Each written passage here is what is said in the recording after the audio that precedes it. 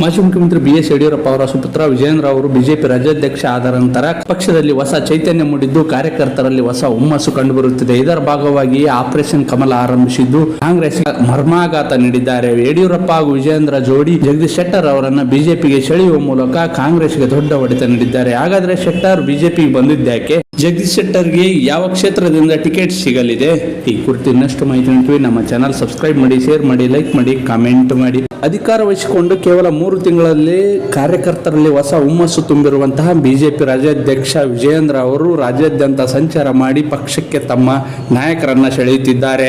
ಅದರ ಭಾಗವಾಗಿಯೇ ಮಾಜಿ ಮುಖ್ಯಮಂತ್ರಿ ಹಾಗೂ ಕಳೆದ ಚುನಾವಣೆಯಲ್ಲಿ ಬಿಜೆಪಿ ತೊರೆದಿದ್ದಂಥ ಜಗದೀಶ್ ಶೆಟ್ಟರ್ ಅವರನ್ನ ಮತ್ತೆ ಮರಳಿ ಗೂಡಿಗೆ ತರುವಲ್ಲಿ ಯಶಸ್ವಿಯಾಗಿದ್ದಾರೆ. BS ಯಡಿಯೂರಪ್ಪ ಹಾಗೂ ವಿಜಯೇಂದ್ರ ಅವರ ಮಾತುಕತೆಯ ಮೂಲಕ ಫಲಪ್ರದವಾಗಿರುವಂತಹ ಆಪರೇಷನ್ ಬಿಜೆಪಿ ಯಶಸ್ವಿಯಾಗಿದೆ. ಕಾಂಗ್ರೆಸ್ಗೆ ದೊಡ್ಡ ಹೊಡೆತ ನೀಡಿರುವಂತಹ ಬಿಜೆಪಿ ನಾಯಕರು ಮಾಜಿ ಮುಖ್ಯಮಂತ್ರಿ ಜಗದೀಶ್ ಶೆಟ್ಟರ್ ಅವರನ್ನ ದೆಹಲಿಯಲ್ಲಿ ಇಂದು ಬಿಜೆಪಿಗೆ ಸೇರ್ಪಡೆ ಮಾಡಿಕೊಂಡಿದ್ದರು.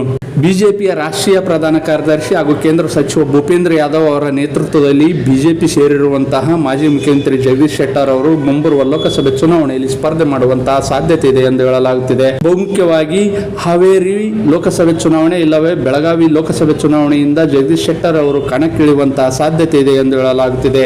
ಈ ಹಿನ್ನೆಲೆಯಲ್ಲಿ ಬಿಜೆಪಿ ರಾಜ್ಯ ನಾಯಕರು ಹಾಗೂ ಕೇಂದ್ರ ನಾಯಕರು ನಿರಂತರ ಸಂಪರ್ಕದಲ್ಲಿದ್ದು ಜಗದೀಶ್ ಶೆಟ್ಟರ್ ಅವರನ್ನ ಮತ್ತೊಮ್ಮೆ ಮರಳಿ ಬಿಜೆಪಿಗೆ ಕರೆತಂದಿದ್ದಾರೆ.